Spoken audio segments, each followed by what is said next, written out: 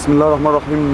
بنصر ونتشرف باستضافة المنتج المعروف أستاذ معتز ولي الدين، شقيق الراحل الفنان علاء ولي الدين. أهلا بيك معنا يا فندم. اهلا وسهلا واهلا بكل اعضاء نادي الزمالك. حضرتك كنت حاضر التدريب النهارده، ايه سر حضورك النهارده بالتدريب؟ والله انا صممت ان اجي مع طبعا الاستاذ شريف منير حسن، ده صديق عمري، ده ابن الكابتن منير حسن وجده الكابتن الكبير زكي عثمان. انا جاي عشان اساند نادي الزمالك، نفسي نادي الزمالك يعدي من الكبوه اللي هو فيها في ماتش ان شاء الله اللي هيبقى في زامبيا. فبنأمل كلنا ان هو الماتش ينتهي بنتيجه كويسه ان شاء الله. انت كان ايه رايك في المدرب؟ كان ايه رايك ايه رايك في المدرب الجديد وفي فكر جديد؟ والله بص، هو كابتن فييرا جديد، شكله عنده فكر جديد وشكله متفائل، ويا رب ان شاء الله بس اعضاء مجلس الاداره يقفوا جنبه عشان يقدر يعمل كل حاجه.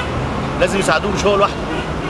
استاذ معتز، تقولي لجماهير الزمالك في الفتره الحاليه اللي احنا لازم كلنا نناشد يعني كل جماهير نادي الزمالك اللي احنا نقف جنب نادي الزمالك عشان يعدي من الكبوه اللي هو فيها. انا بسميها الكبوه، ان شاء الله باذن الله ربنا هيعديه من الكبوه دي، ولازم كلنا نلتف حوالين نادي الزمالك. مين اميز لعيب شفته النهارده في الملعب؟